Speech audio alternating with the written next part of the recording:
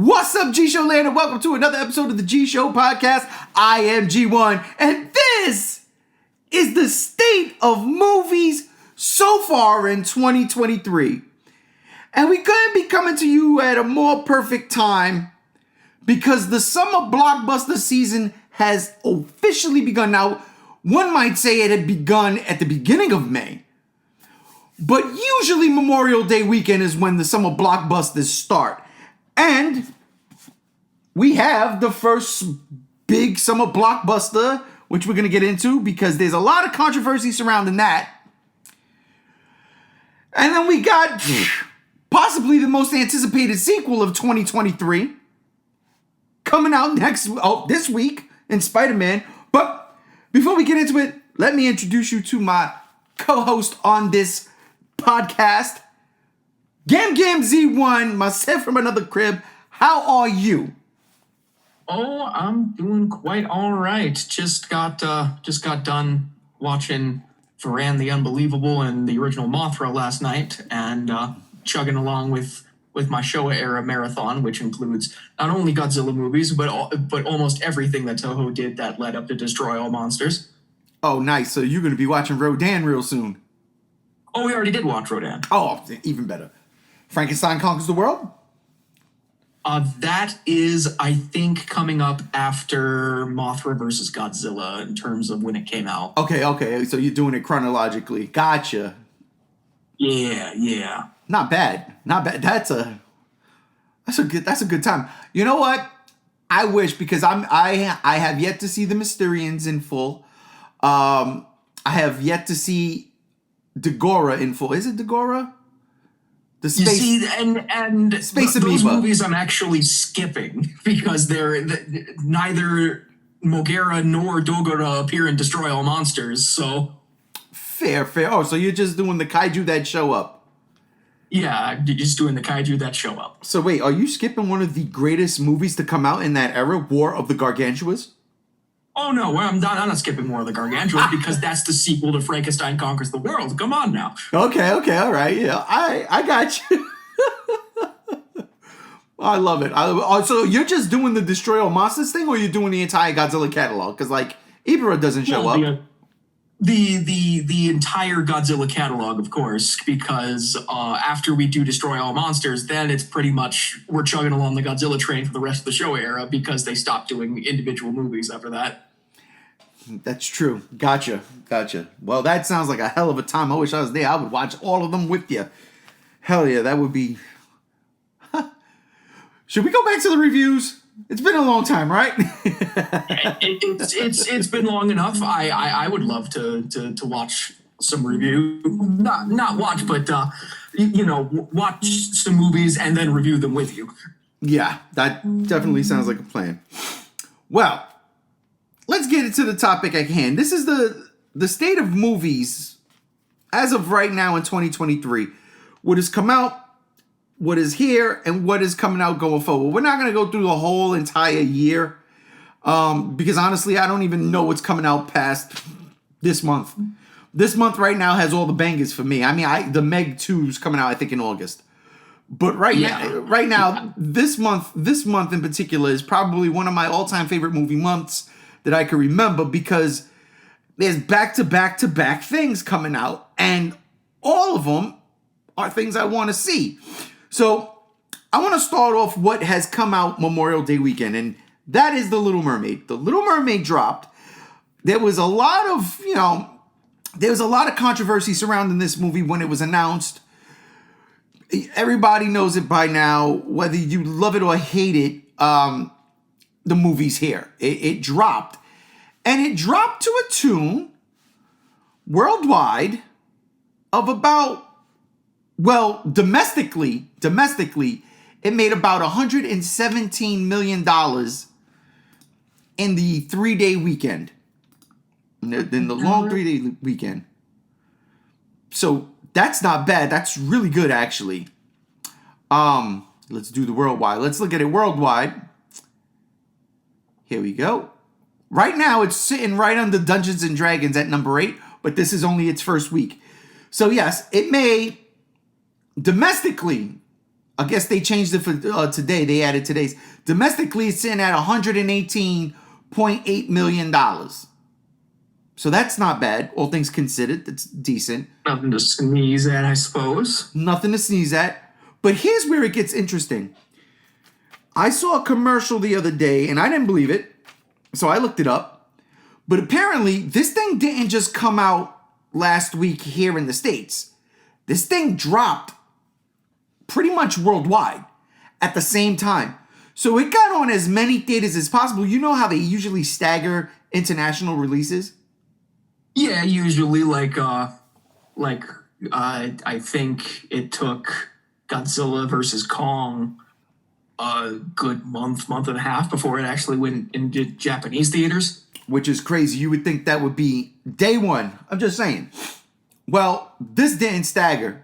This dropped at the same time, pretty much everywhere. And the international market, only $78 million. Oh, wow. Yes. Bringing it right now, Little Mermaid worldwide, as of right now, is sitting at $197.7 million. That, again, nothing to laugh at, nothing to sneeze at. That's good money, close to 200 million opening weekend worldwide. But that number, that 78, that's where I think the controversies come in. You know? Yeah. That's where I think the controversies come in. I mean, you know how America is. It's going to be a controversial thing. But $118 million says that people went out and whether they were curious, fans of the original, really just, looking forward to having a good time, maybe a fan of Disney, they went out to see it. But I will juxtapose that with Fast X, right? Fast X has made $113.4 million domestically since it's run in theaters. And I think that movie came out, last week or 2 weeks ago? Something or other like that. Okay, so this movie's been out for about 2 weeks, let's say. That's domestically. So off the bat, The Little Mermaid already made $5 million more in one weekend. Internationally, Fast X made $406.7 million. Do you see where the market for a movie like this lies?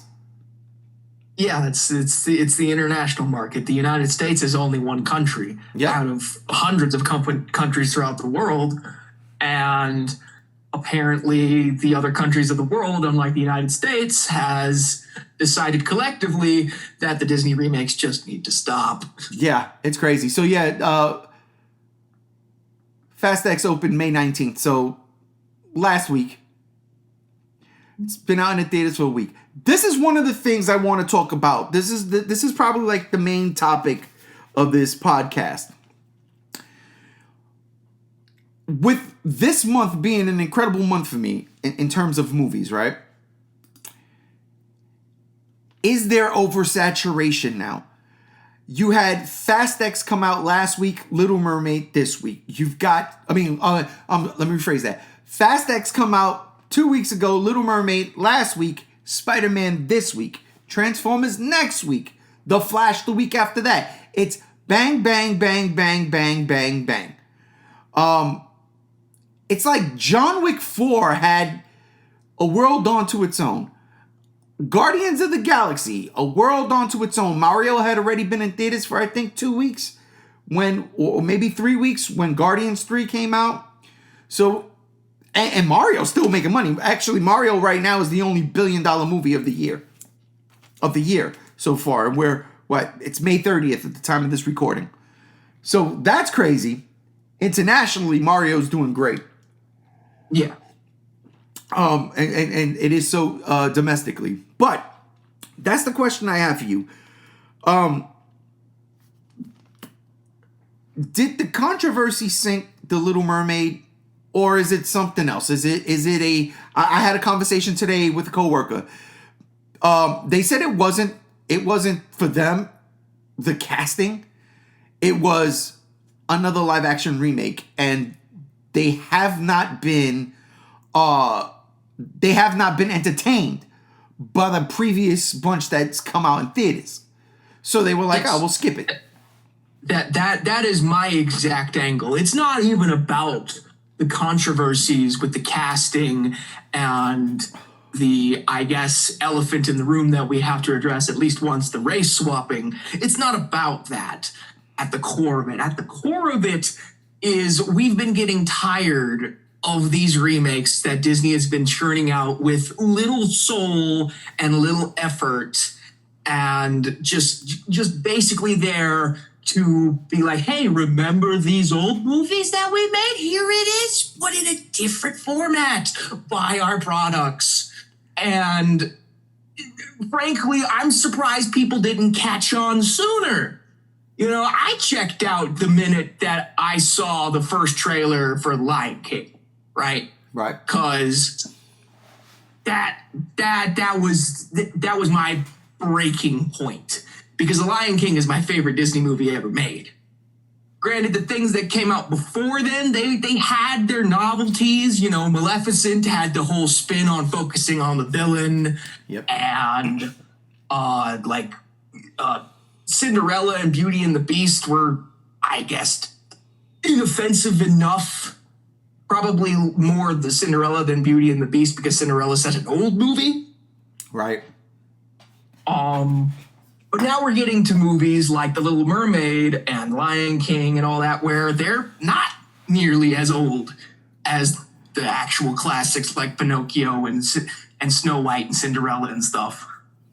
So, like, I don't get why people still go to these things.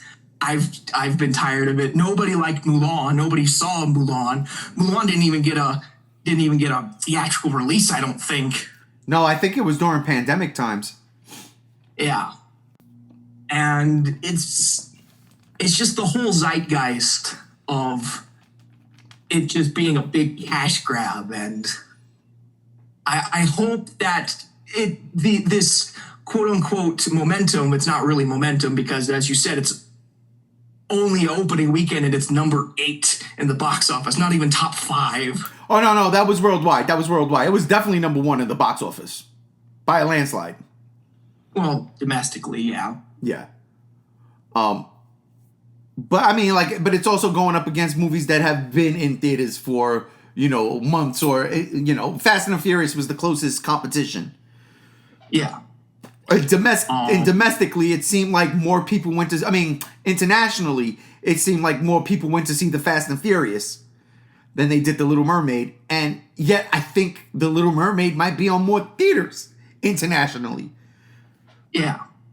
Which is kind of crazy. And it just says a lot, at least to my eyes, that sure, Americans might be stupid enough to help that movie get to number 1 in the domestic box office, but at least the worldwide audience are smart enough to be like, hey, these remakes are dumb. Let's stop watching them.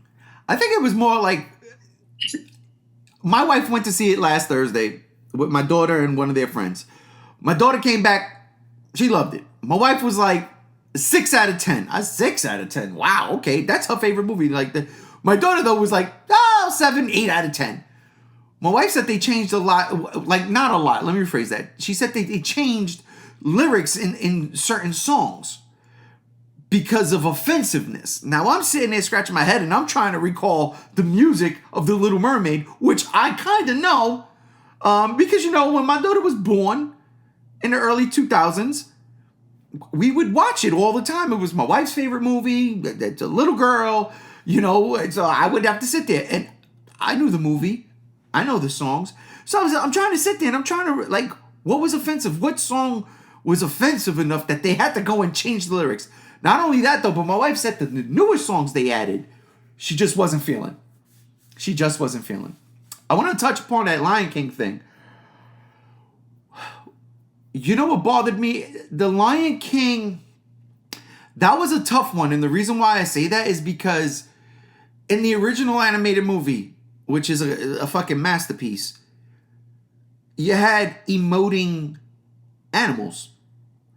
In the Lion King remake, they did not emote. They just looked like animals. Talking animals. That was it. There was like really no emote. There was no emoting. There was emotion in the delivery of the freaking the words. You know? That movie. The faces didn't match. The faces didn't. It did. Yeah, it did not. Exactly. It just. That was and I think back to the Jungle Book, and I'm like, Jungle Book was more sinister, but you had Mowgli. You know, Mowgli was carrying that movie the whole time.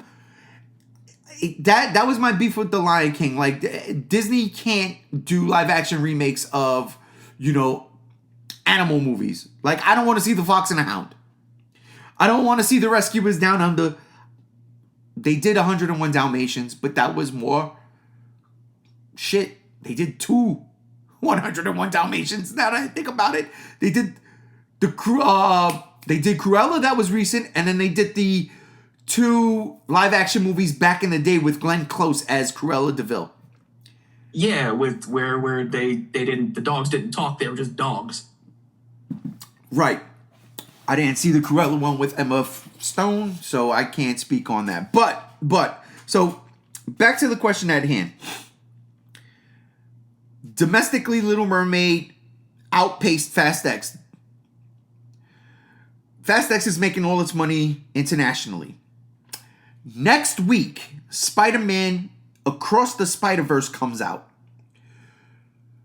That's going to cut into Fast X, obviously, because if Fast X can, you know, keep up with Little Mermaid this week, it's definitely going to be number 3 next week. Hell, it might even be number 4 because there's another movie coming out that's going to throw a monkey wrench, not in Spider-Man, but I would say maybe Little Mermaid and definitely Fast X. I'll get to that in a second. But there's no doubt Spider-Man is going to make bank this week. Mm-hmm. Like, it's definitely coming in swinging. No pun intended. But it's definitely coming in swinging. It should, at least to me, it should be number 1 at the box office and probably by a landslide. What do you think? Oh, I think when Spider-Verse comes out, every other movie that's came out in the past month is going to be completely forgotten, and that's what everybody's going to be focusing on. Now, going back to an earlier question, you said if I think the market's getting a little too saturated, that is actually a very interesting question because, you know, looking at years past, we haven't really had like week to week to week. We've had at least a couple of weeks breather room for certain movies. Yeah, 2 weeks at the very, very least, but a minimum of 3 to 4 weeks. Or 2.5, 3 weeks. It's crazy. It's crazy. Before you go on... I'm not sure, especially with how movie theater prices are, depending on where you go. I'm not sure if people will be able to afford to go to see Spider-Verse and then go to see Transformers the very next week. And that's crazy. So, like, this, like, at least out here, I could tell you from experiences out here, we have the Dolby Cinemas, and we have IMAX, obviously, and we have Cinemark XD. Then when you go further up north, that's just close vicinity to me. Then when you go further up north, they have, like, the 4DX and all that crazy stuff. I don't go up that way. I like my theaters where I'm at. They're perfect. They give me what I want. Those premium theaters, yes, absolutely. But what they do out here is, and I'm not even talking about like, you know, $5 Tuesday, but a regular screening would probably be like $10 a ticket. Mm-hmm. Like at a regular theater. And for the most part, yeah, I live in Vegas, so the one theater that I love going to is in a casino. But they're regular theaters. They're not the XD, but they're regular theaters. Yeah, I love going to that. I don't mind paying $10 and watching a movie there, you know, as opposed to seeing it in the premium theater. Now, don't get me wrong.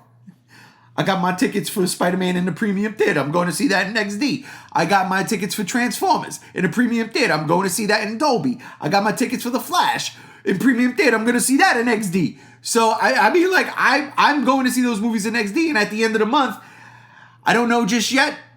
Do I do Indiana Jones in a premium theater, or do I get that nostalgic feel and go see it in a regular theater like I seen Temple of Doom and Last Crusade and Kingdom of the Crystal Skull? You know, so there's always that when it comes to like longevity franchises. There was a question I wanted to ask you. Oh, what I want to say is, so Spider-Man comes out this week, and this is what I was talking about, taking a bite out of, you know, Fast X and maybe even Little Mermaid, because we already know Spider-Man's going to be number one. But for the horror fans, The Boogeyman comes out this week, and that movie is getting rave reviews. Really? I haven't heard anything about it. Oh, I didn't know they were making a new Boogeyman. Oh yeah, Stephen King presents The Boogeyman. This movie, for like from the horror genre people I follow, they are loving this movie. Now, I will say one thing. There's a caveat to this. The people I follow also love Scream 6. I got an issue with that. Scream 6 is not good. They built it up to be this like grandiose, real scary, back to the roots, like the most vicious Scream. Yes, were the killings a little bit more hardcore? Yeah. Was it scary? No. Was it absolutely stupid at the end? Yep. You can't keep doing these Scream movies. You just can't. Because you're running out of people. You're running out of people. I'm not going to spoil Scream 6, but it was just like, what? What? It was just, it made no sense. And I was just like, whatever. It was dumb. Do I have to watch the MTV TV show in order to enjoy it? Absolutely not. I didn't. They're not even connected. But I would say I probably like that more than I liked Scream 6. You know? I dug Scream 5. I did. I was like, oh, that wasn't bad. I liked Scream 5. Scream 6, I was like, meh. So that's my only caveat with The Boogeyman. But at the same time, The Boogeyman's a new IP. It's a new IP technically. I mean, I'm pretty sure there's like several different Boogeyman movies across the spectrum of Hollywood. But yeah, this one's getting a lot of reviews. The jump scares. It's a creature. It's a supernatural creature. And so that, I believe, it's not gonna overtake Spider-Man, but I believe it can go and be at least number 3 in the box office this week, especially if Fast and Furious is on a decline here in the States. You know, yeah. I guess fast cars and Dom being a superhero, the family being a family of superheroes, people didn't go see Shazam. I'm just saying. People didn't go see Shazam. And Shazam was a damn good fucking movie. I'm just saying. I thoroughly enjoyed Shazam. I think that might be out on HBO Max. If you have it, you should check it out. Now, the new Shazam or? Yeah, the new one. Shazam? The new one. Okay. Yeah. So, yeah, I mean, like, you have these issues with these movies taking a bite out of each other now. Do you see, because of all of this, and again, especially this month is loaded with blockbusters. You went from, I think it was 2 weeks from Guardians of the Galaxy to the Fast and Furious. I'm going to look that up right now. I have just pull up my calendar. Okay. So Guardians of the Galaxy Volume 3 came out Wednesday, May 3rd, the very beginning, right? And Fast X came out 2 weeks later that Friday. So Fast X was out for 2 weeks. Guardians was out for 2 weeks. Then Fast X came out. Obviously was number 1 at the box office. The following week, last week, Little Mermaid came out. Obviously number 1 at the box office. This week, we're jumping from May to June. Spider-Man comes out this week. That's going to take a chunk out of the box office. Now, we're talking literally from the 19th, the 26th, the 2nd, to the 9th, to the 16th. Blockbuster after blockbuster after blockbuster after blockbuster. Does this hurt Hollywood? Now, I'm not sure if it's going to hurt the film industry as a whole. That remains to be seen. But in terms of individual studios hoping the movie will pull, I don't know what the studios were thinking, not giving any breathing room to any of these movies. Right. You know, it's funny. I think it was last year where Disney like cannibalized itself.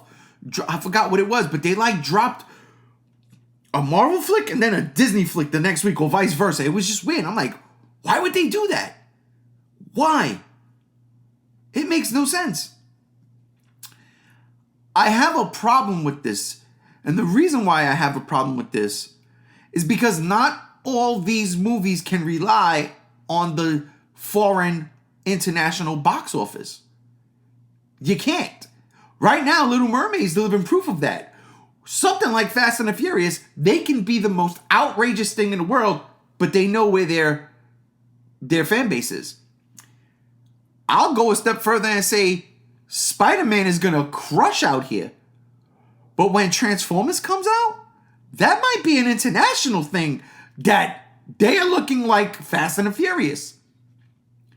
You know? It very well might be. I mean, Transformers is a huge franchise in places like China and stuff. Exactly. So, and now that they're incorporating the Beast machines, the Maximals and the Predacons with the Autobots and Decepticons, and they're bringing Unicron in, make no mistake about it, that's a seller. Especially for the old school heads like myself. I just ordered me 2 Transformer shirts off Amazon today, just for next week.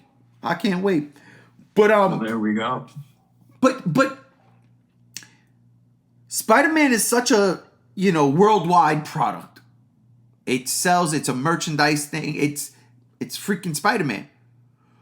But it's also Miles. Again, this is where the controversy comes in. Now, controversy aside, the first movie was so good, you can't see him in that aspect. You can't look at it like, oh, it's a black Spider-Man.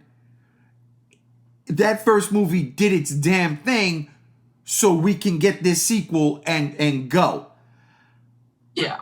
It was to introduce both Miles and the concept of the Spider-Verse to the mass audience. And now that both of those have been established, now we're just taking it and running. And now we're taking it and running.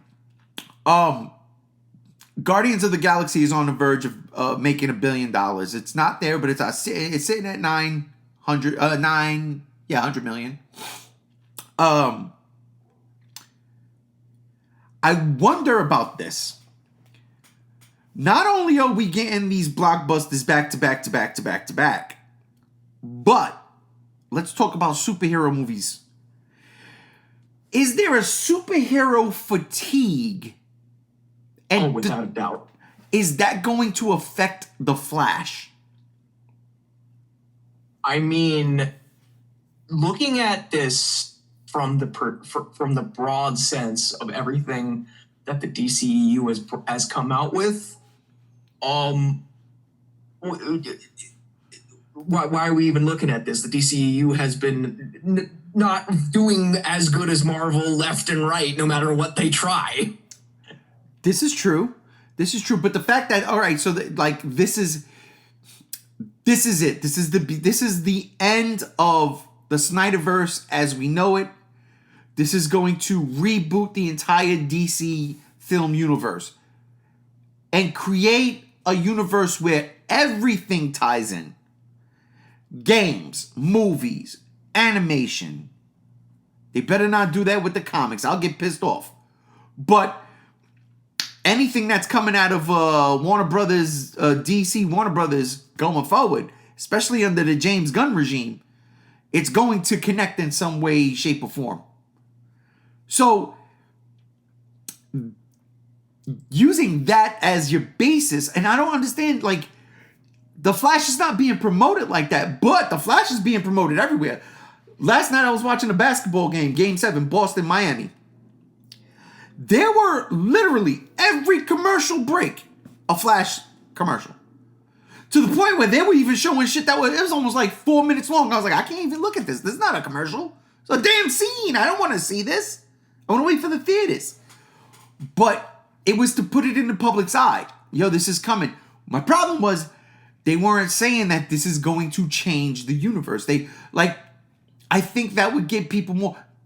But then again, don't get me wrong. They've got Michael Keaton back as Batman, and I'm even wearing my Batman shirt today. It's kind of crazy. But that should be, they really are selling that. They really are. They are showing Ben Affleck in there. They are showing Michael Keaton in there. They are showing both of them as Bruce Wayne and Batman. And Spider-Man Far From Home crushed it. Spider-Man Across the Spider-Verse coming out. That a million Spider-Men. I cannot wait for this, right? So maybe that's what DC's doing. Maybe that's what Warner Brothers is doing, hoping that this is like, hey, come check this out so you can see where the jump on point is.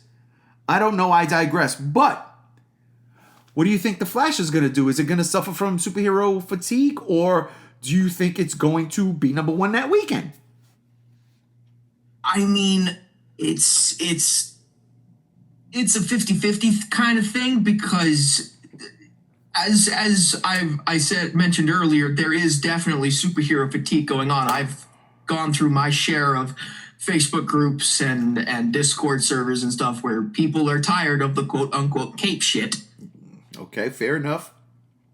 But there's also the flip side where there's plenty of people who love these movies, and there's a lot of people who stan the DCEU no matter what it does, and yeah, this guy right here. Yep.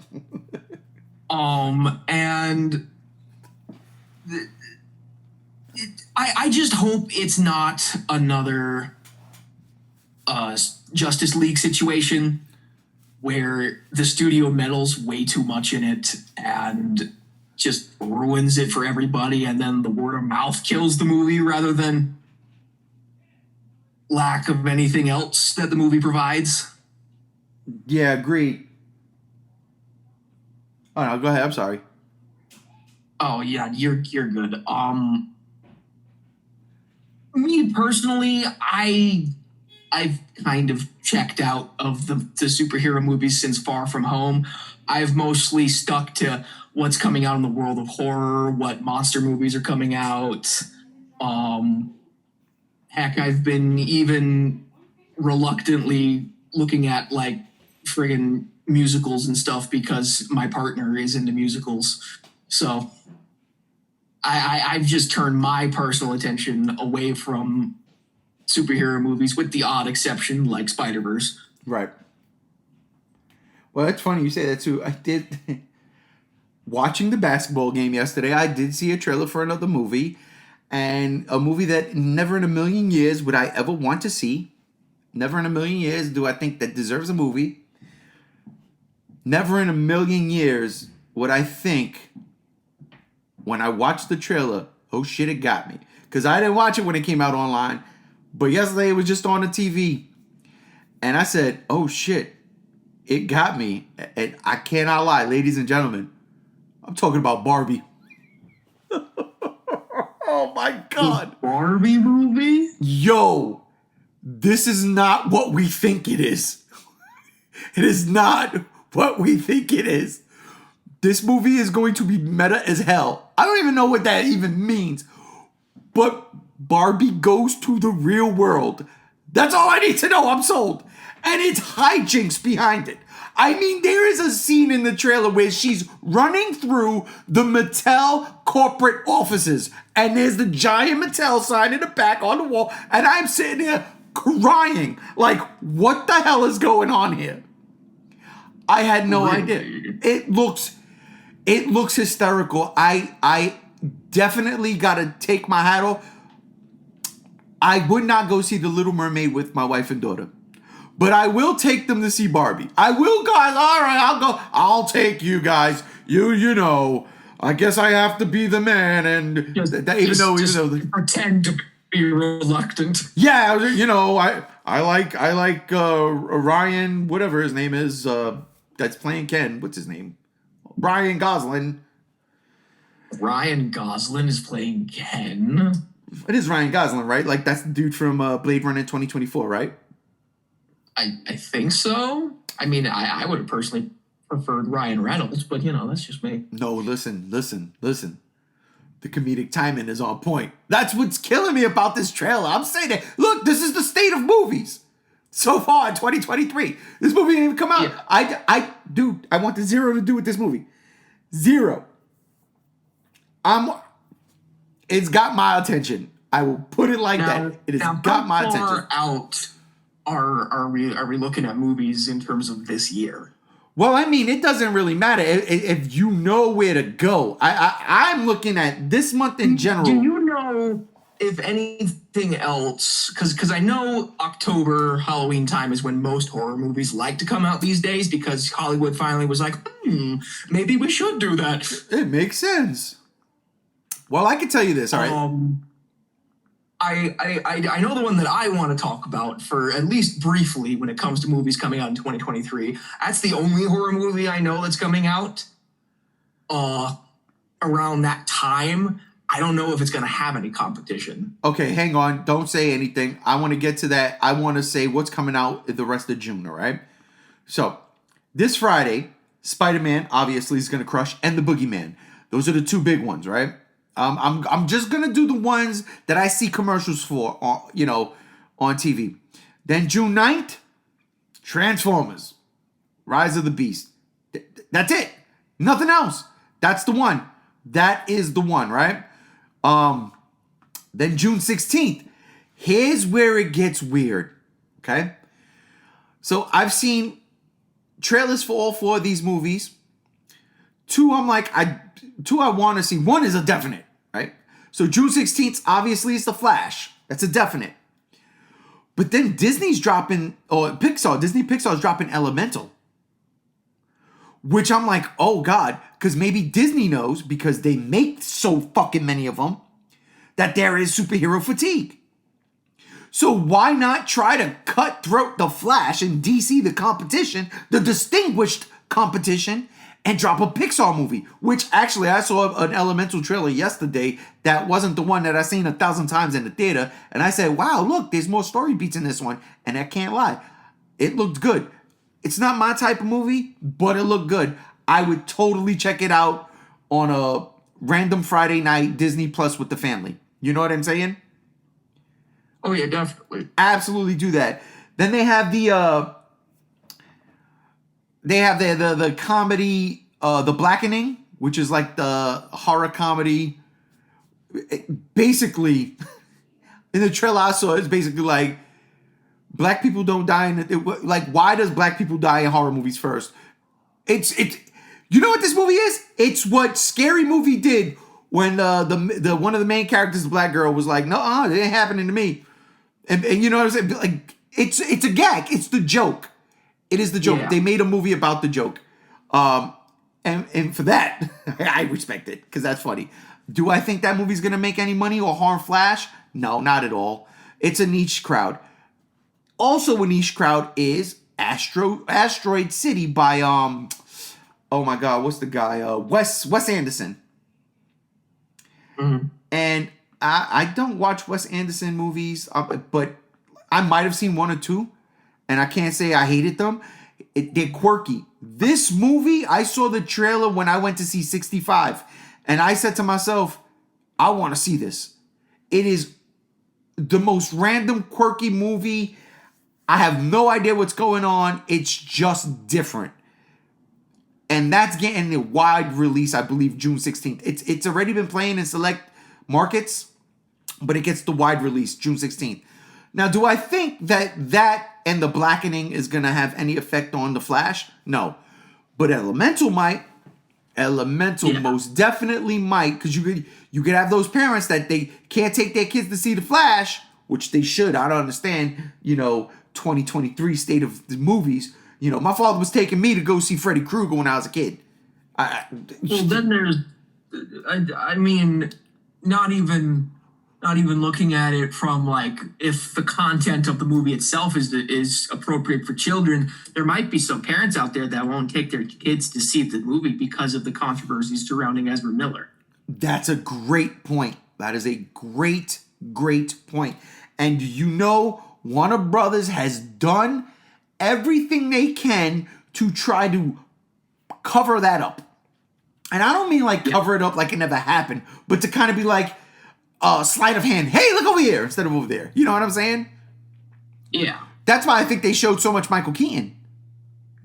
Honestly. That's pretty much, it's pretty much, they're using Michael Keaton to get people into the theater because Ezra Miller himself, because of the conspiracy, everybody's like, I don't know about that guy. Yeah, and I think that's why in like the recent trailers they have he's about to take off running, and then all of a sudden he stopped, and the girl goes, "Oh my God, it's the Flash! I love you!" And there's like a bunch of girls there.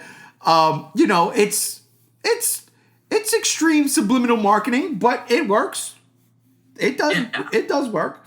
So, but coming out the Friday after that, June 23rd, there's only one movie I see that I know, and that's No Hard Feelings with oh my God, what's her name? Mystique from the First Class movies, Jennifer Lawrence, doing a comedy about a girl who needs to get a car or something and gets hired by two rich parents to make their son a man before he goes off to college. The trailers look funny. It looks like a very raunchy R-rated movie. I can't lie.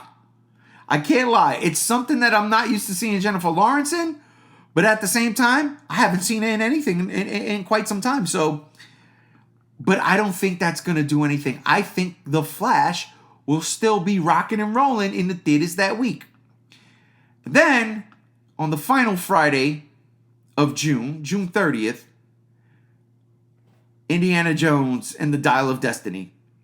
But there's also a DreamWorks movie coming out. And that's the Ruby Gillman movie, something mermaid thingamabob. Teenage Kraken. Ruby Gillman, Teenage Kraken. When is that new Ninja Turtle movie supposed to come out? I thought it was June, but it's not in June, so let's see what's coming up in July. Here we go. Where we at? June. July. Don't know that one. July 7th, Insidious. Insidious comes out. July 12th, Mission Impossible, Dead Reckoning Part 1. Barbie, July 21st. So there you go. That's smart. July is actually not flooded. It's flooded, but not flooded. Insidious, it's a horror movie. It's another sequel. I have never seen an Insidious movies. Not because I don't want to. I don't know why. I love the look of that demon in that first Insidious movie, but I've never seen any of them. So I don't even know which the third, fourth, fifth one. I don't know. But Mission Impossible. I think it's the fourth one. The fourth one. Yeah, but then Mission Impossible, we know, like, Tom Cruise will make these things till he's gone, but this is the last two, if I'm not mistaken. Tom Cruise will continue to make Mission Impossible movies until he's converted all of America to the Church of Scientology. That ain't no lie. So then, yeah, that's July 12th.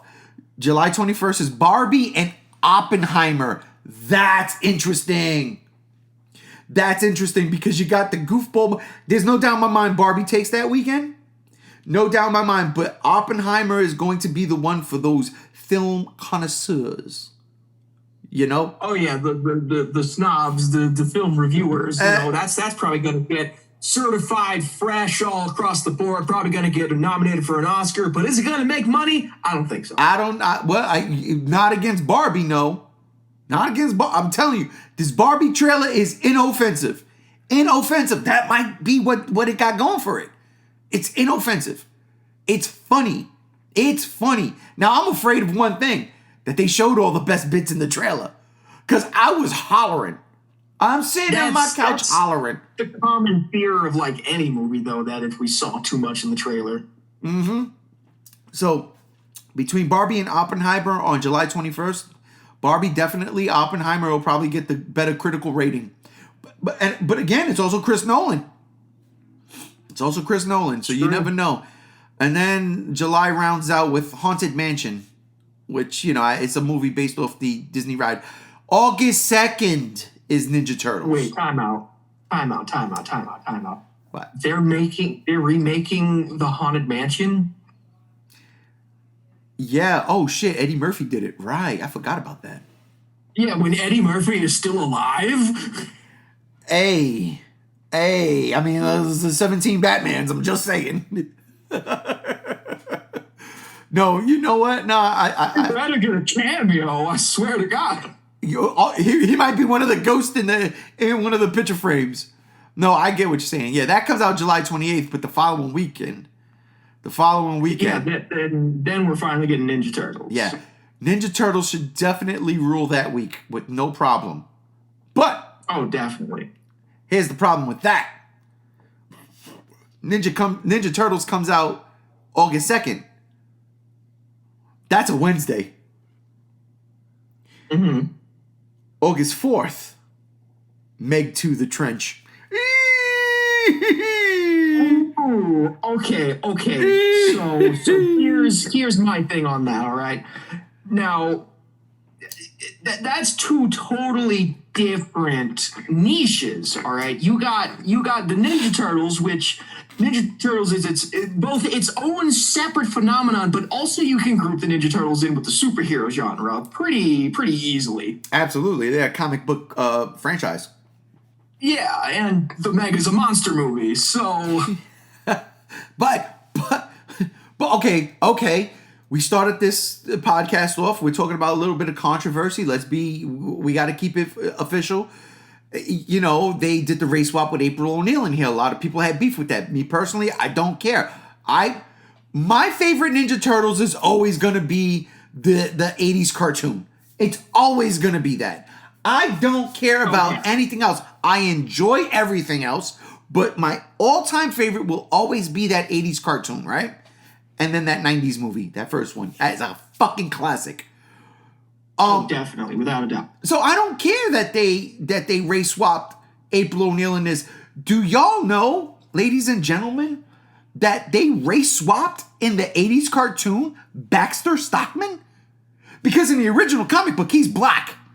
And he does not turn into a fly. He's a super genius scientist. They didn't make Baxter Stockman black until the 2003 show, right? Where Ninja Turtles, exactly, where they went back to the basic. They went back to the roots. So I mean, like, it's been happening. I'm not here for April O'Neil. I'm here for the Turtles.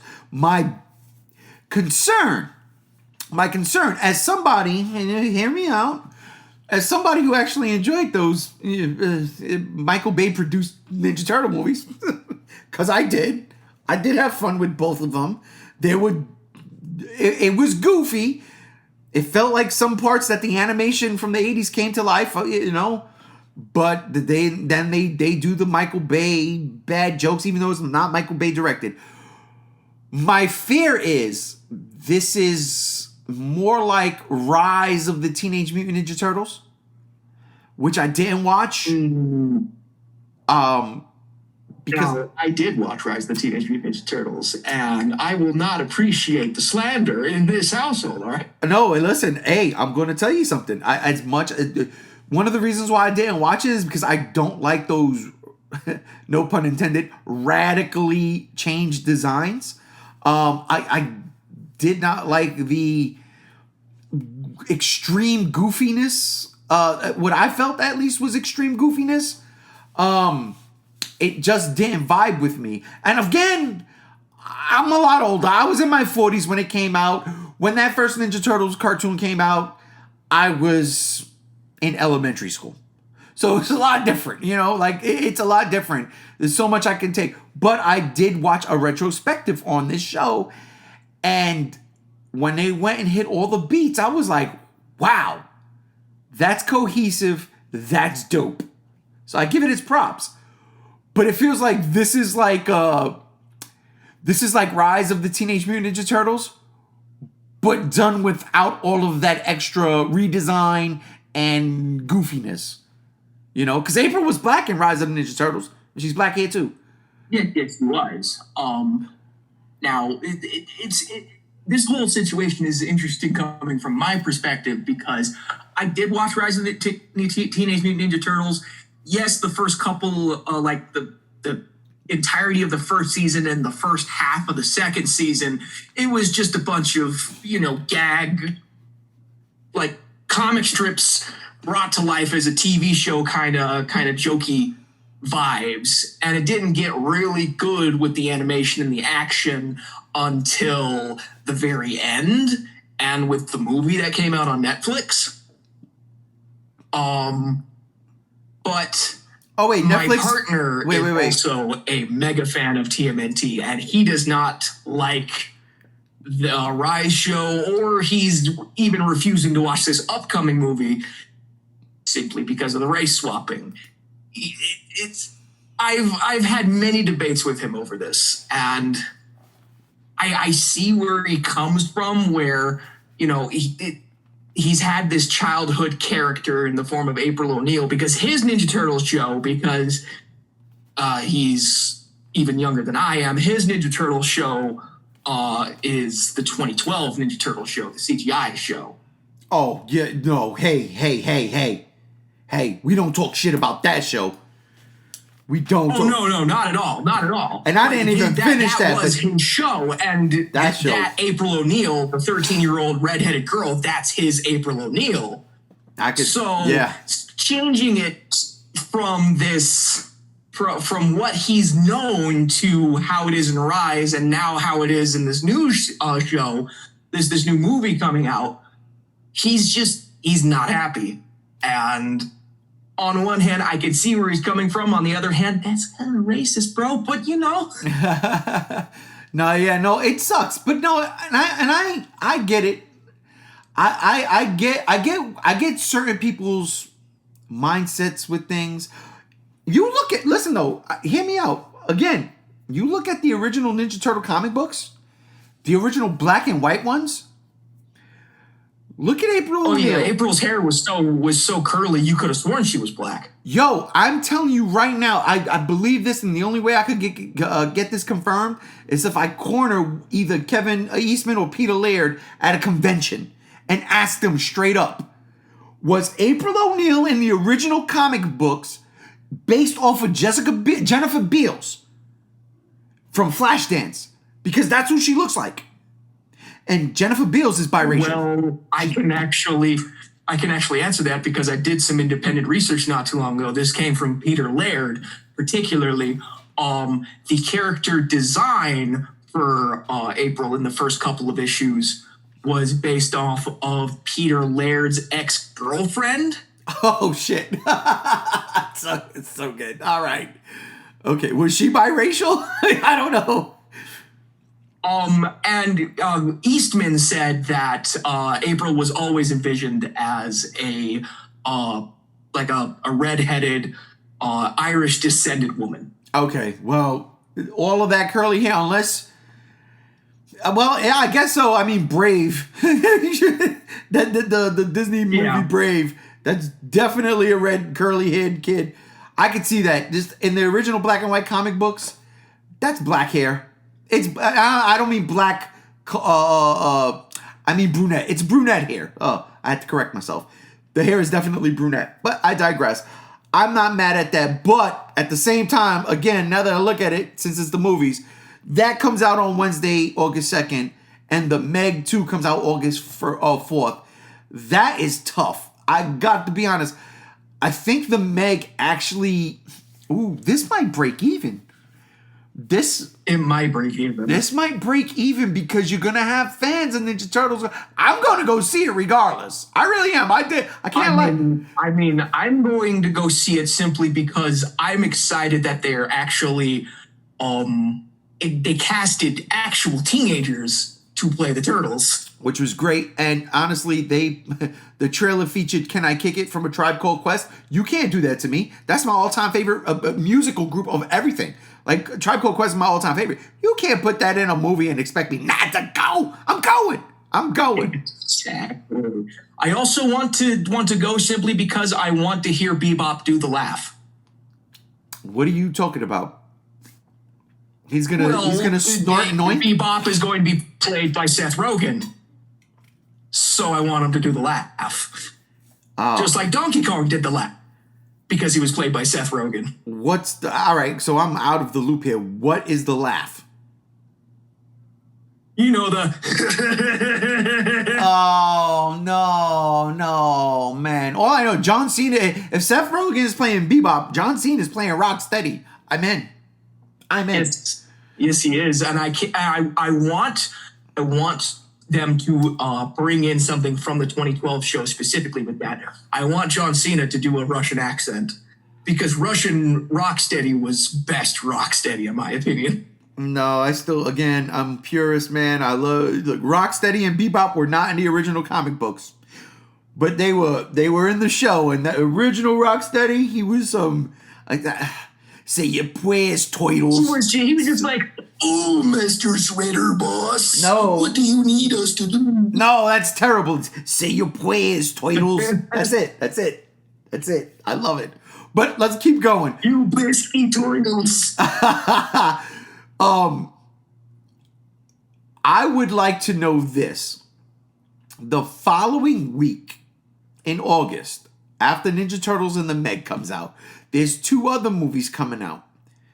Gran Turismo, which honestly got zero interest of seeing, but because Gran Turismo's making a movie. Oh yeah, it's directed by Neil Blomkamp of fucking District 9 and Chappie fame and Elysium. Really? Really? I was blown away when I saw who was directing this movie, based on a true story. I said, what the fuck is wrong with this world? Based on a true story. No, it's based on a video game, my guy. What? Okay, so my brother had to clarify this for me because my brother, he's big into these games and Sony in general. Gran Turismo apparently had something happen with, like, they took the best Gran Turismo players and they put them on like an obstacle course, and then this kid was so good at it apparently that he actually raced on a Formula One racing circuit or some, I don't know racing, so I'm butchering this. It definitely wasn't NASCAR. So in the movie, Gran Turismo is going to be a video game? Yep. In the movie, Gran Turismo I is guess straight up PlayStation game. That makes sense. They're doing it kind of like how the Wizard did Super Mario Bros. 3. Yes, pretty much. Yeah. Except that this one, like, the kid actually drives on a racetrack. He actually drives a track. So, I mean, look, I'm not going to personally see it in theaters. Maybe I peek at it if it pops up on HBO Max or just Max now. Maybe. I'm not sure. I don't like racing stuff. I don't like racing games. I don't like racing movies. Not my bag. But you know what it is? Horror.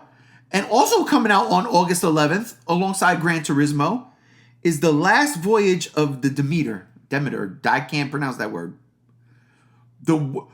Basically, it is the ship that Dracula is brought from Transylvania to England on. So it's going to be an entire movie based on that voyage with Dracula in the ship? Yep. Eating people one night at a time. I saw the trailer for this about 2 months ago, and I said to myself, what the fuck? I loved it. I'm a sucker for period pieces. I'm a sucker for horror period pieces. This is a horror period piece. Set in the middle of the ocean. There's nowhere to go. You're stuck on a ship with a fucking killer. I love it.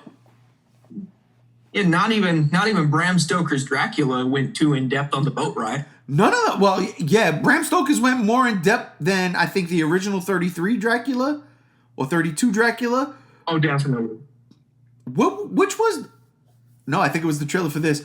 All I remember I'm getting my movies confused, but I think it might be this trailer. There is a scene, it could be Bram Stoker's, where the hand was still on the wheel. And it was just the hand. And I was like, that is... Yeah, that was from Bram Stoker. That was from... All right, so there you go. So then, that's August 11th. So, in all honesty, Ninja Turtles and Meg 2 could potentially, either one of them, break even or still come out on top on August 11th, because the Last Voyage of the Demeter, I think that's going to be a niche audience. Gran Turismo might be that movie that actually edges them all out, but I don't think by much. We shall wait and see. But then coming out August 18th, Blue Beetle. I'm just saying, is DC's version of Iron Man. It is the beginning of the brand new DC universe. I saw the trailer. I'm pretty sure you saw the trailer. I liked what I saw, but at the same time, I was like, this is aimed more for kids. This is more for the kids. Yeah. Which makes sense because if they have a plan, a 10-year plan, then by the time the kids that see this movie are in their teenage adult years, they're taking everybody. You know, some of them might be parents, who knows? And they're taking their kids and they're going to see the culmination of whatever happened in the DC universe. But outside of that, there's nothing else that I see here that I know. September 1st, The Equalizer 3. Okay. I had no idea this was happening. September 8th, My Big Fat Greek Wedding 3. I didn't even know there was a second one. September 8th. I knew there was a second one. I didn't know there was going to be a third. Yeah, me neither. September 8th, The Nun 2 comes out. So there's that. And again, horror. In September. Now, I don't know how much I believe this because I haven't seen or heard anything of it. But according to this, September 22nd, The Expendables 4. I don't believe that. If we haven't seen a trailer for that by now, I don't even know if that's going to be real. Right, but I'll say this. I also didn't believe that Evil Dead Rise was coming out. And then the trailer dropped. Or the Meg 2, for that matter. I didn't believe either one of those movies were coming out. I really didn't. Here we go. I knew the Meg 2 was coming out since right after the Meg 1 finished its run in theaters. No, what I'm saying is, like, I know it was, like, announced, but I didn't believe that it was coming out this year. I saw, like, at the very beginning of the year, me and JR did a podcast of, like, last year's movies and then what's coming this year. And as I was running down, I was like, I didn't see nothing for Evil Dead. I didn't see nothing for the Meg. I don't believe that. And then, bam, they dropped. September 29th. Here's a good one. And I swear to God, I really hope that this movie makes some money. Because there's nothing in its way. It's called The Creator. Did you see the trailer for this movie? I have not. It is Gareth Edwards' return to the big screen. And really? I'm going to send you this trailer after this podcast. Bro, this is what he wanted Rogue One to be. And then Rogue One, remember when Rogue One was interfered with? I love Rogue One. I think it's a fantastic movie. But it wasn't his vision. It wasn't his vision. The studios interfered. This movie looks like a sci-fi epic on par with Neil Blomkamp's best work. Right? Like, if you take all of the best things that Neil Blomkamp did and put them together in one movie, The Creator is it. This movie looked insane. I cannot wait for that. That's September 29th. I can't wait for that. But, according to this, and I think this is actually happening, because a trailer was shown last month, October 6th, a week later, Kraven the Hunter, the Spider-Man spinoff. Oh boy, the Venomverse is getting another entry, huh? Tell me about it. Now, I don't know if this movie's gonna bank. I don't know. We haven't seen the trailer. The people at Cinecon earlier this month or late last month, I forget, got to see it. I don't know. I will say this though. I know that the Venom and Morbius Defense Squad are definitely all going to watch it. That's funny. That is funny. I will say this though. Speaking of Gareth Edwards, my man Ford Brody, what's his name? Oh my God. Quicksilver. Aaron Taylor Johnson? Aaron Taylor Johnson is playing Kraven the Hunter. And Is he? Yes, he is. And I cannot see that for the life of me. What in the name of is this casting choice? Bro, listen. And in the 12-minute Spider-Man 2 trailer gameplay, when they show Kraven, he looks like Aaron Taylor Johnson. I say, get the fuck out of here with this shit. I was screaming.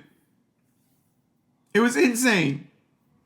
Absolutely. That probably means they're going to make Eddie Brock in Spider-Man 2 of the video game look like Tom Hardy. Yeah, you know what? I could see it.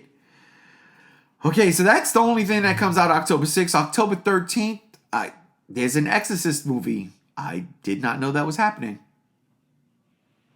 There's an Exorcist. Oh, I see. I see you. I see you, Gams. I see you. There it is. You found it. There it is. So I don't know about this Exorcist movie on October 13th. I hope that's a Friday, because that would be perfect.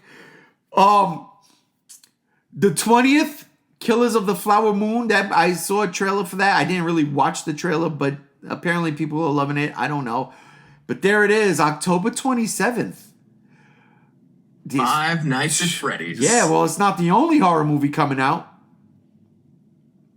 You got Saw 10. Oh, really? So Saw is going to try to compete directly with Five Nights at Freddy's. Apparently so. Now, I didn't believe you when you showed me all that picture and how Five Nights at Freddy's trailer was trending so much. I was like, get out of here. And then I saw it. I was like, oh, shit. Okay. I have no hate for this movie. I actually appreciate that this movie is coming out. I really do, because honestly, it should take advantage of the wacky weirdness of the game itself. And it looks like it will.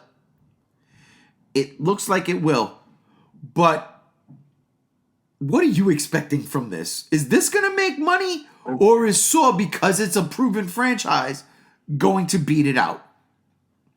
So this movie, the Five Nights at Freddy's movie, has been in development hell since like 2015, all right? Nearly 10 years of development hell.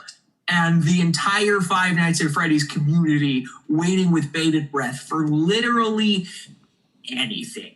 To the point that we took the scraps that was the Universal Pictures script, or was it Warner Brothers?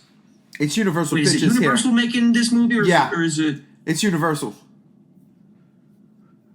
It says right here. Okay, so the Warner Brothers script came out in the form of the Banana Splits movie. And we were just kind of taking those scraps and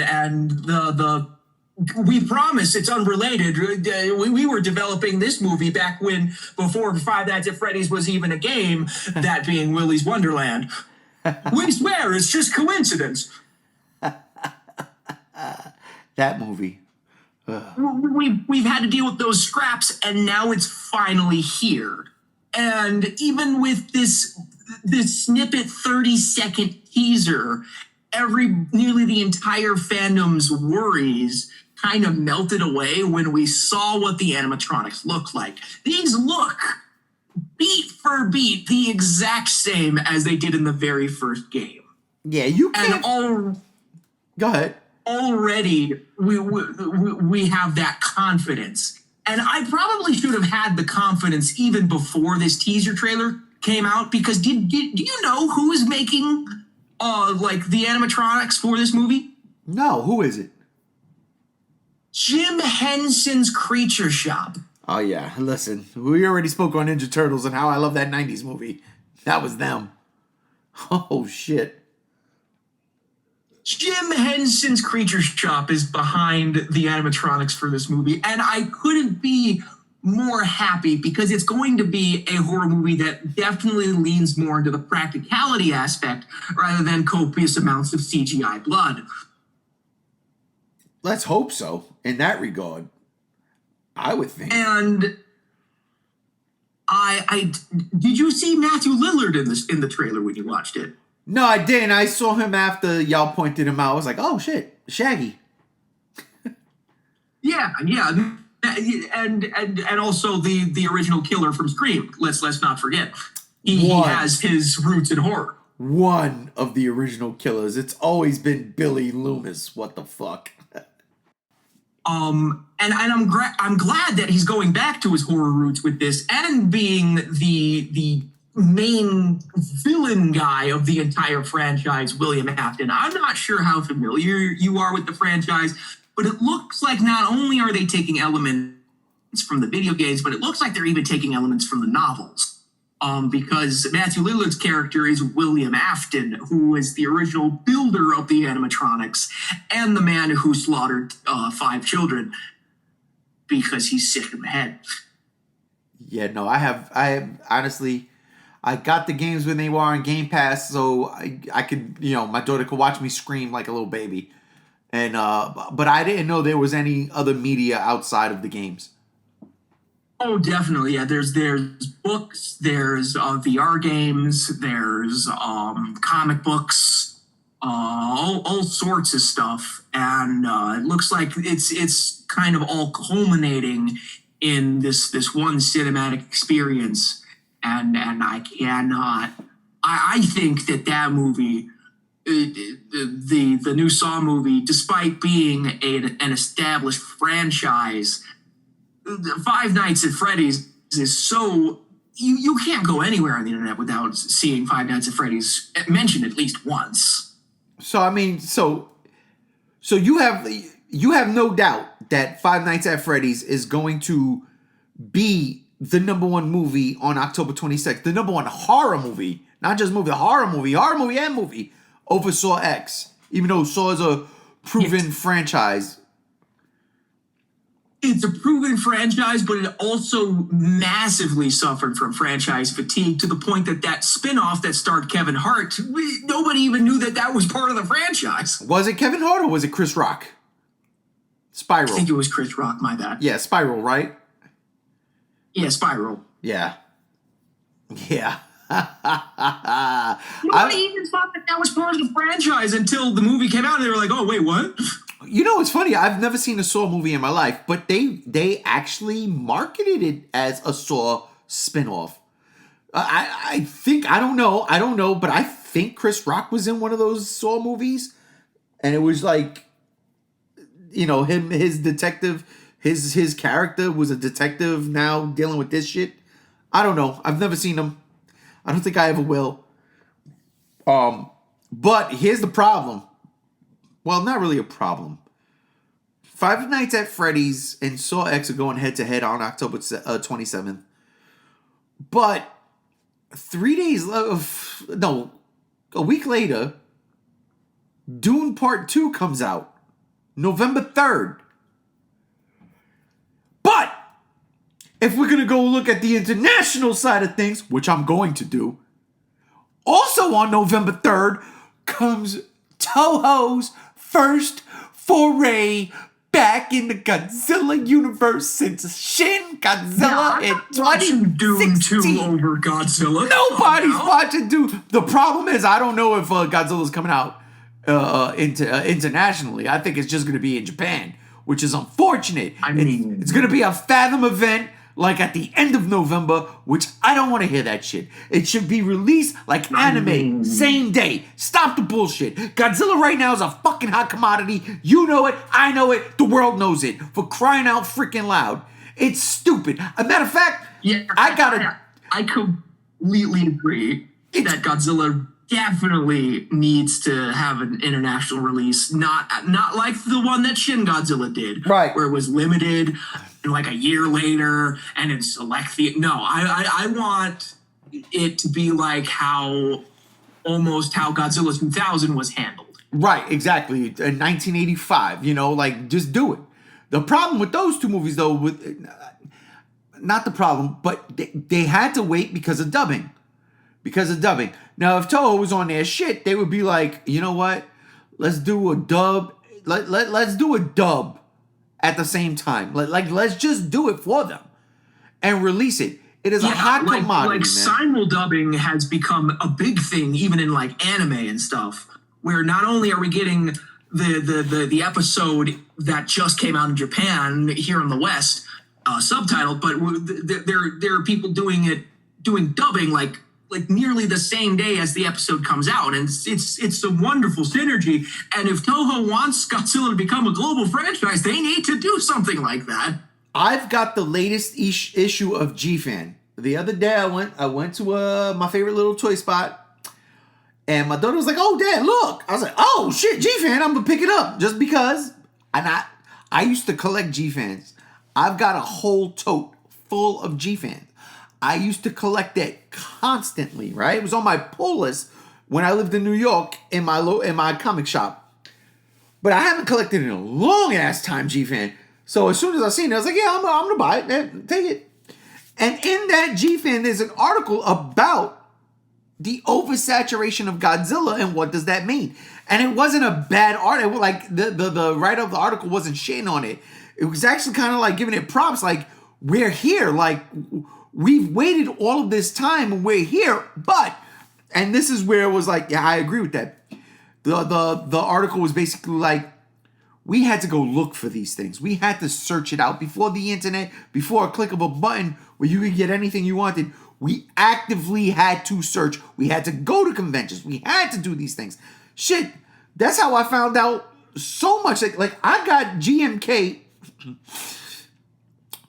and I got GMK without subtitles at a convention. I got Gamma 3 without subtitles at a convention. I'm just saying, like, this was the way. This was the way. I totally agreed with that. But he was saying in the article that Godzilla is here now, and it's so much easier to get. So, Toho, I don't see why on November 3rd, you can't put the greatest movie monster of all time up against a giant sandworm. Get the fuck out of here. Let's go, Godzilla. Come on, man. I'm sorry. It had to come out. It had to come out. It had to come out. Give me Godzilla or give me another year so I can see when it does come out and I can go see it in theaters and enjoy it with a bucket of popcorn and some cherry cola. Thank you. Yes. Sorry about that tangent, bro. It's just it makes so much sense for them to do that and not a Fathom event. Ultraman, yes, I understand the Fathom event. Shit, tomorrow, Kamen Rider, one day, Fathom event. I don't want to see that. I don't care about that. But Godzilla's different. Those names aren't in the zeitgeist right now, the way Godzilla is. My worries is they're thinking we don't want to confuse people. What? What are you talking about? Yeah,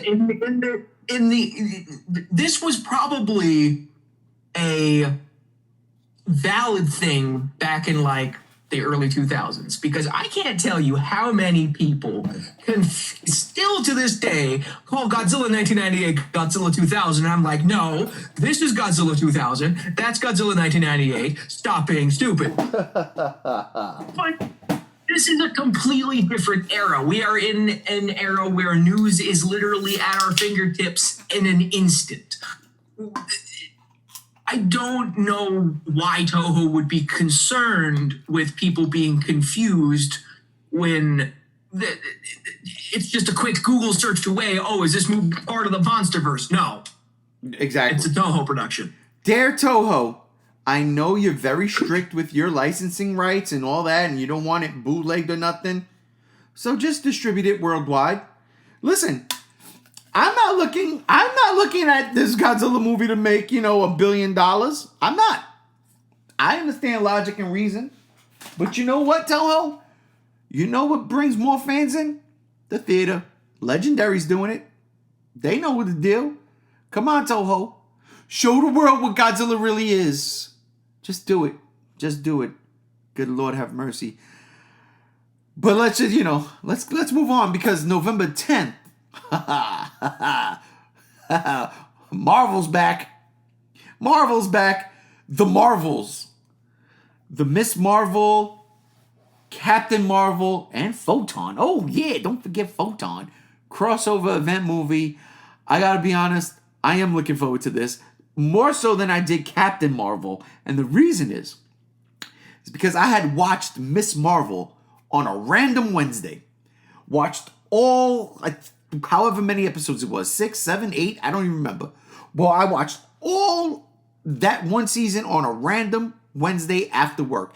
And I thoroughly enjoyed it. I said, this isn't bad. I love this little girl. She got me. I love it. And the next freaking day, the trailer dropped. I didn't see that coming. I had no idea that was happening. It was just coincidence. And the trailer was dope. I dug it because I know the characters. I was like, oh, this is fun.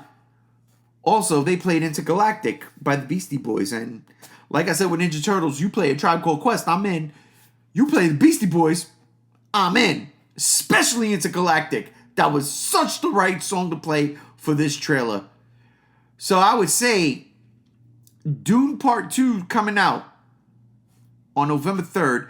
The Marvels is going to swallow that up November 10th. Oh, definitely. Like, completely swallow. Again, even taking the superhero fatigue into account, they still bring in the money. Yep. And then, honestly, after that, there's really nothing. November 17th, they got the Hunger Games, the new Hunger Games movie that's a prequel. They got a new Trolls movie. That the kids love Trolls. I know my niece, she fucking loves Trolls. So that's happening. Oh, really? I had no idea. My partner also loves the Trolls movies. Oh, yeah. November 17th, the Hunger Games and Trolls. Then November 27th, I don't know either one of them. It looks like there's... Oh, no, never mind. That's Apple. Never mind. Oh, something called Wish from Walt Disney Studios. Don't know. Yeah, Wish. That is going to be...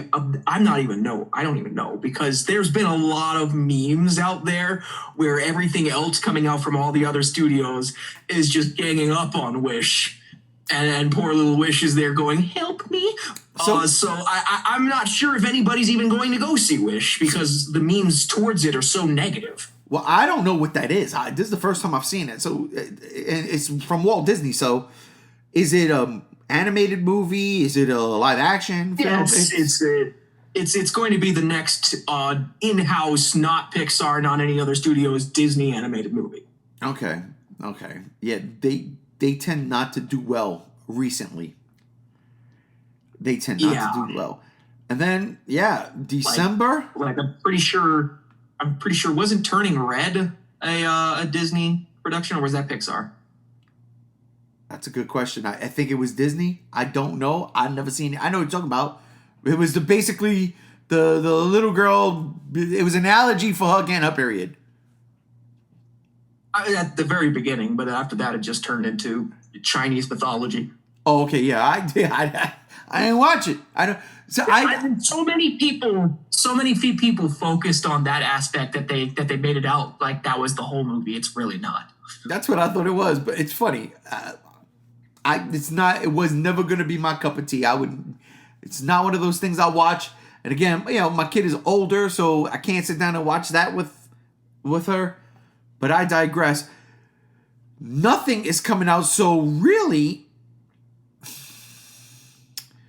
from November 10th, right? Well, let's see. Well, I'm a realist. As much as I want Godzilla to come out, and even if it did, it still ain't gonna go past the Marvels. But from November 10th, then the Hunger Games. I can't see the Hunger, even though I can't see the Hunger Games being out a Marvel movie. I just can't do it. But then the Trolls, anything can happen. There is nothing in December. Nothing until December 15th. You got Wonka, a new Willy Wonka movie. How he found the chocolate planet or whatever the hell he goes to. I don't know. I could care less, to be honest. December 20th. December 20th, you got 2 movies. 2 sequels. And I am going to see both. First one is Ghostbusters Afterlife 2. I am a fucking fan of the Ghostbusters. When I seen that movie in 1984 in theaters, it scared the fuck out of me, but changed my life. And the only thing that scared me, honestly, 2 scenes. Librarian and the zombie taxi guy. Because I wasn't ready for zombies. Zombies scared me. And that librarian, when she turned around, went, nope, pissed my pants. Take me to the bathroom. But I love Ghostbusters. I love their franchise. And I loved Ghostbusters Afterlife. I did. Was it a rehash? Absolutely. Ghostbusters Afterlife was simply put there to be kind of a palate cleanser for the Melissa McCarthy movie. Which ironically, as much You as enjoyed. I know. yeah, as much as I hate Melissa McCarthy, I enjoyed that movie. I did. It's stupid. It's dumb. It worked for me. It ain't Ghostbusters, but for crying out loud, it was Ghostbusters. I dug it as a multiverse movie. I did. I can't lie. It's fun. It's not. It wasn't offensive. Some things were, but fucking Chris Hemsworth. You may not have been offended by it, but a lot of people were. I have no opinion either way because I just never bothered watching it. But I could see where Ghostbusters Afterlife to that movie is like how Godzilla 2000 was to Godzilla 1998. Absolutely. Just a palate cleanser. This is what actual Ghostbusters is like. Don't worry, we know what we're doing. Yeah. We promise. Absolutely. Which is why I'm still mad that Toho thought they needed to do that in 2016. When I'm sitting there, I'm like, that's Godzilla. They gave you Godzilla, and what you're doing is 1998 all over again. And now I love that movie. And now I love it. I could watch it and I see Toho trolled itself. I love it. I digress. That's not what we're here for. The second movie coming out on December 20th is another sequel and one that I love the first movie. I don't care what people say. But good God almighty, Aquaman 2. Oh, man. Listen, I'm in. I'm all in. Jason Momoa, I was sold. When I saw that first picture, it said Unite the Seven, like 5 years before Justice League even came out. I was like, yeah, oh yeah. I always had Matthew McConaughey as my Aquaman. I'm not lying when I tell you this. I always thought Matthew McConaughey would have been the perfect Aquaman because of Reign of Fire. You let your locks grow out, you get the beard. Perfect Aquaman. He was a fucking star or everything. And then Zack Snyder says, oh, hey, hold that. That's a guy called Jason Momoa. He was in Conan. I said, oh yeah, absolutely. He's Aquaman. And I love him. And I love him as Aquaman. So I cannot wait for that. Now, as much as I love Ghostbusters. But because the universe is being rebooted with this Flash movie, why are they calling it Aquaman 2? It's called Aquaman and the Lost Kingdom. Hang on, I got a freaking thing. Oh, Aquaman and the Lost Kingdom. That's what it's called. Oh, okay. So, but see, what I'm thinking, though, is they're not going to use Aquaman at all. They're not going to reboot Aquaman. This is just it. They, as respect to Jason Momoa, who threw himself into this role, who is Aquaman, in my opinion. I gotta be honest. Ever since I was a little kid and watching Super Friends on Saturday mornings, Aquaman's always been one of my favorite characters. I don't know why. I love to swim. And Aquaman was in the water. He swam all the time. He could talk to fish. I never tried to talk to fish, but I dug him. So I'm guessing you were offended when you finally found out that Aquaman was actually the joke. No. I mean, yes and no, because I always thought Green Lantern was a joke. And I'll still stick to that to this day. I mean, they did make him Ryan Reynolds. I think about it. Yep.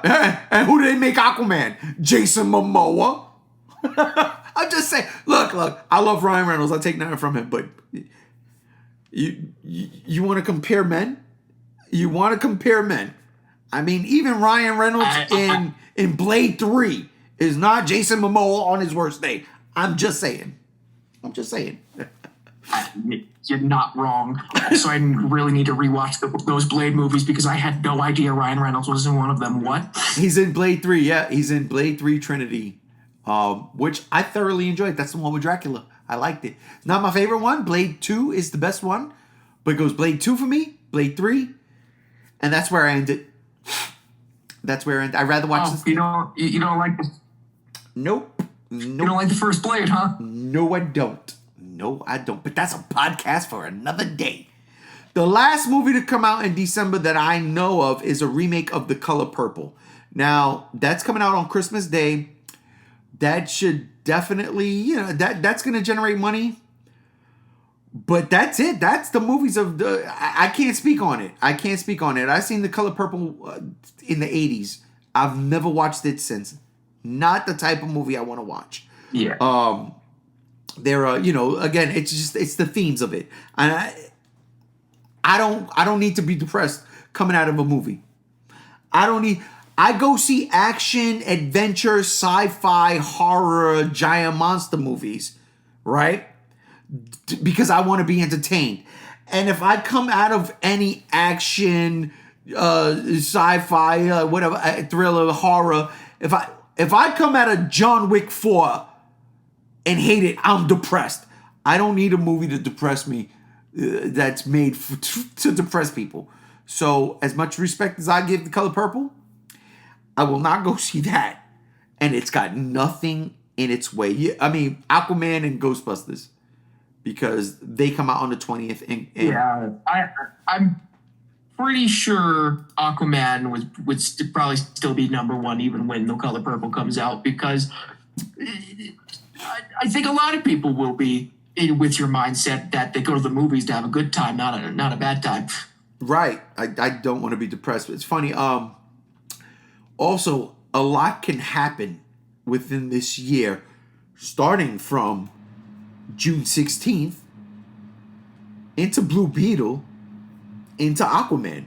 A lot. I mean, I know James Gunn has his Bible and what he wants to do with DC. But there is that off chance, and James Gunn is good at this, that there needs to be a course correction and keep Aquaman, Jason Momoa in the franchise. I'll say this. I'll go as far as saying this. Did you see Peacemaker? Did you watch that series? I don't think. No. I've been wanting to. I've heard good things about it, but I haven't even seen the Suicide Squad movie that it's spun off of. So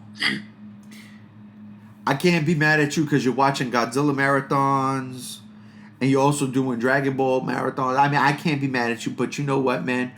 Listen, you got to find the week in the in between. You got to find the week in the in between. You could watch the Suicide Squad, and then you can not even a whole week. You could just binge watch in a day or two the fucking Peacemaker, because that's James Gunn. I think I'm not mistaken. I believe 100%. He already knew this is where he was going. He was going to DC. This was after Disney fired him. And they said, well, we made a mistake. Come back, please, and make this last Guardians movie. And he was like, all right, I'll do that, but that's it. I'm done. And then Warner Brothers DC gave him the reins and said, you go. Because as he's making Peacemaker, he's laying down foundations.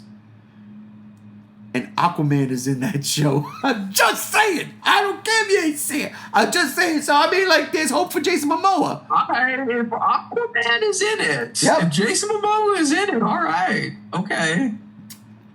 I mean, I don't know. I've just been kind of bummed about the DCEU ever since they fired Henry Cavill.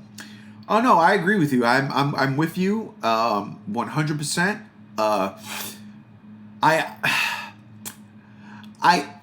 The Rock, as much as I love The Rock, he pissed me off with his I want nothing to do with Shazam with Black Adam.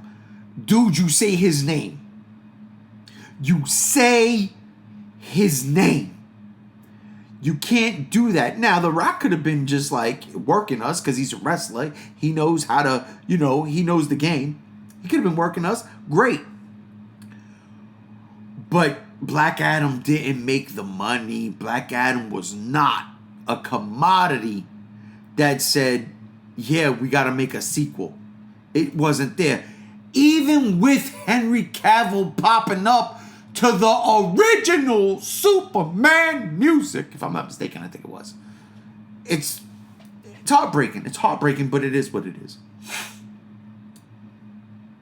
So, But shit, that's it. I mean, like, honestly, I didn't even think we were going to run the gamut, but I did. We were just supposed to be talking about the movie so far. Okay, so I did want to kind of rein that in because, ladies and gentlemen, in case you didn't know, we actually did record this earlier with an additional person. Things did not go well. Audio problems were had, and things were said that were regretted. This is true. But there is something that was brought up in that now deleted podcast that I wanted to bring back up here, and that's how quickly things are going to streaming. Maybe things are coming out back to back to back to back because they know that it's going to be on streaming within like a couple of weeks anyway. Well, here's the thing with that. All right.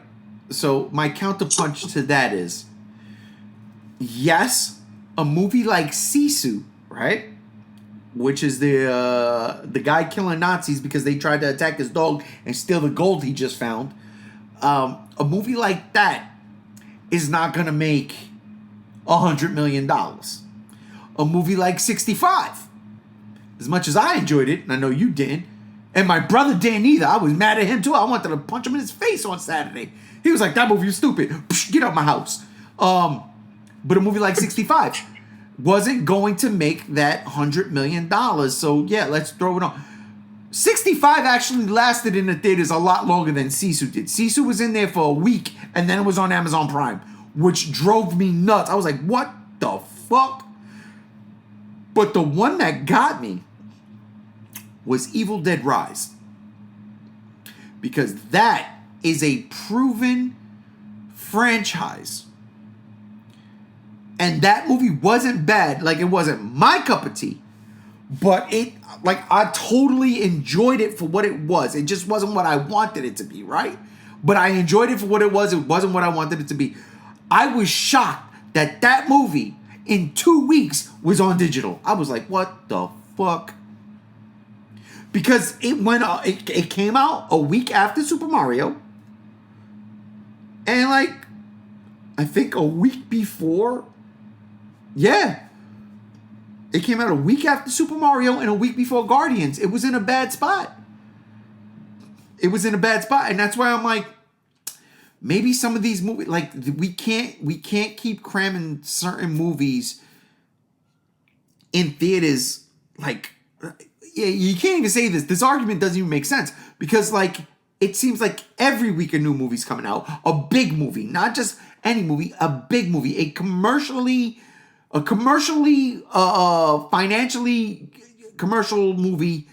That line was terrible. Yeah. But you know what I'm saying? It's like, yeah, I get what you're saying. It seems like every week a movie like that's coming out, and we've got to stop it. Seriously, because I think by them dropping these movies digitally, originally it was supposed to be 45 days. 45 days. You know who doesn't follow that motto? Disney. Disney will do 60 days or something to that effect. Because 2 weeks ago, Ant-Man and the Wasp just dropped on, Quantumania just dropped on Disney+. But that movie came out, I think, in February. So, it had enough time. But and there are some movies like the previously mentioned Five Nights at Freddy's movie. Not only is that coming out in theaters on October 27th, it's streaming on Peacock on October 27th. Same day. That's a death knell. I didn't know that. That's a death knell. That is a death knell. Because that means I don't have to go to the movies to see that now. I know my daughter wants to see that movie because she likes that. I said, just come downstairs and put it on and watch it for free. This is what sunk Michael Myers. Notwithstanding that last movie being absolute shit, but this is what sunk Michael Myers. The movies came out on Peacock for free. Dungeons and Dragons. They did the 45 days. Did they? It was a whole month, 30, 15. Yeah, they did 45 days. And then it was out streaming. But 2 weeks after it was streaming, buy or rent, it was on Paramount Plus. I have Paramount Plus. I was like, oh shit. So it's like, it's bad because it's like, how do you make your money? It literally seems like you got to make your money in the opening weekend and pray to God that nothing else opens with you. It's the only way to make any type of money. The problem with that is, how can you make any money in that mindset? If a movie comes out like Fast and the Furious, for instance, let's say that movie cost $350 million to make. And I'm only saying this because I heard another person say this.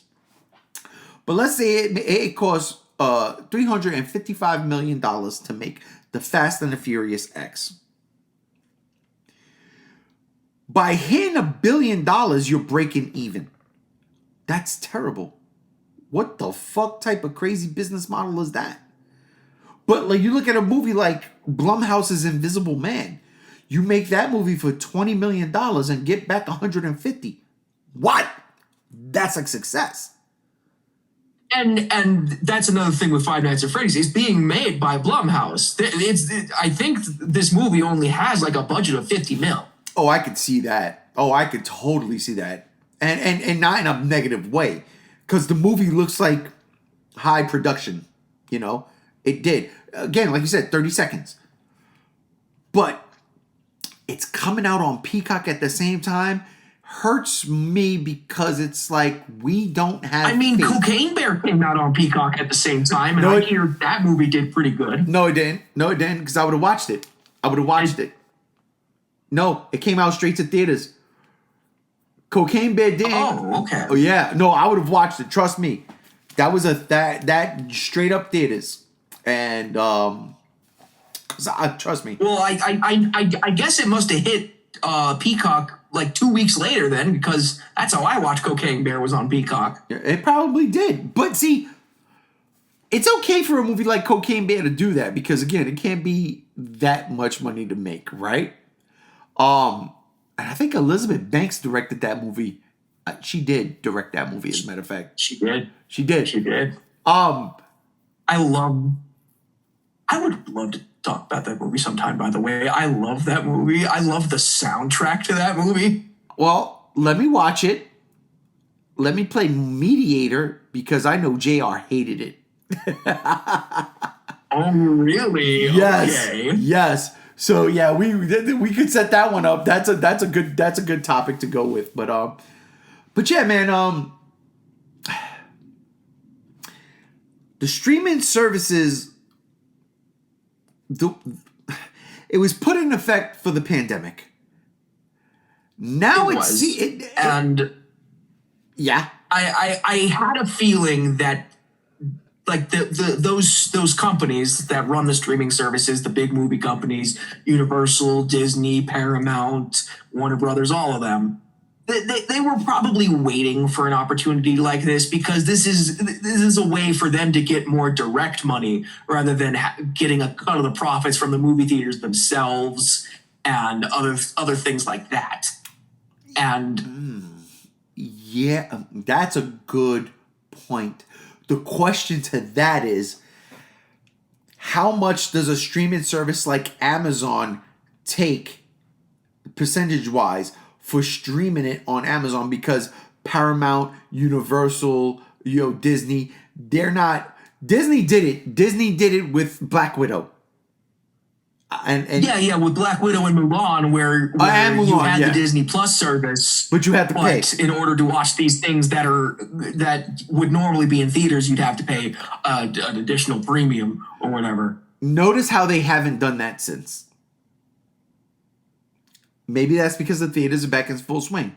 But Ant-Man Quantumania was out on Amazon Prime for rent or buy. What, a week ago? I think a week ago, 2 weeks ago, but recent. And now it's on Disney Plus. So they were like, yeah, well, we can still probably make some money here. What percentage does Amazon take from that? What percentage does like YouTube Plus or whatever the hell they calling themselves? What percentage does your local cable takes?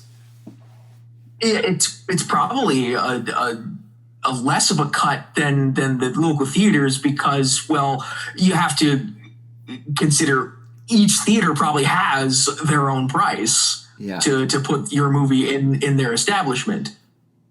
Yeah, that's crazy. So yeah, I guess the losses are not as bad for throwing them in the but I still don't believe that. Like, I still can't see, right? I'll use Dungeons and Dragons as an example.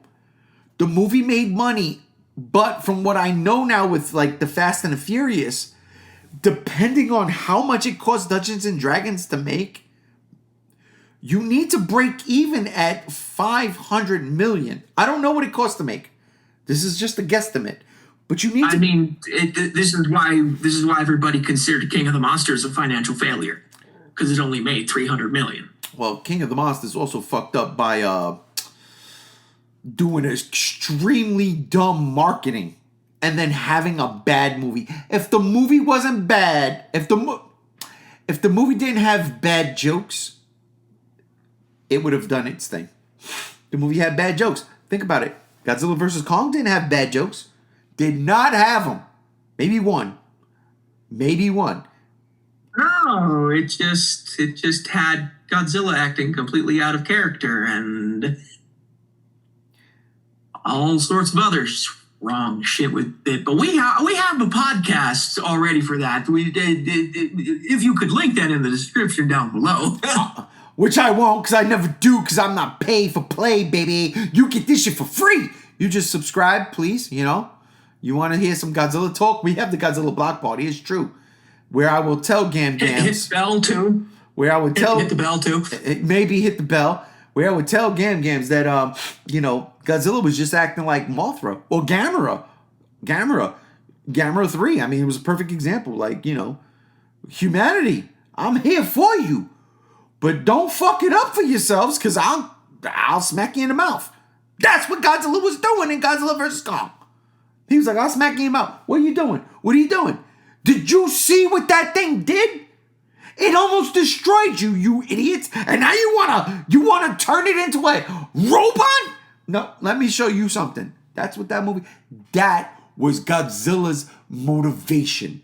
He wasn't acting out of character. He was 100% in character. Because Godzilla is for humanity. And he knew, you put Mechagodzilla on the market, oh, sure, you might kill me. But then what do you do next? You take over that country, and that country, and that country until you are now the world leader. We can't have that. Godzilla put a stop to it. And Kong helped him after he got his ass whipped. I loved it. I can't wait for the sequel. But that's next year, people. That's next year. Listen, Gams, I want to thank you so much. I mean, honestly, we went way longer than the last one. By 20 some odd minutes, almost 30 minutes. We were way longer than that one. I want to thank you. Thank you for being here with me and talking. This was a fun one, a much better one. Thank you. Of course, there was a lot less racism, and I'm glad about that too. Thank you for having me, and I look forward to hopefully being in more of these, like the Godzilla movie reviews, maybe. Yeah, fingers crossed. I just want to say real quick, it's not that we were racist. It was just I was extremely ignorant and kept asking the same question over and over and over and over again, trying to hear an answer I heard 1,000 times. It's not being racist. Trust me when I tell you this. That's the last thing. I did. The controversy is real. It's real. And the domestic box office right now is showing it. And what I am afraid of is come next week at this time, that controversy hurts Spider-Man Across the Spider-Verse. I don't think it's going to do it here domestically because it did not hurt Little Mermaid. But again, this was before we were able to see what those numbers were. So it was all speculation, and the speculation went way off to another level. But I digress. That's me justifying something y'all never hear. I am G1. This was this year in movies. That's right. That's what it was. I completely lost my train of thought.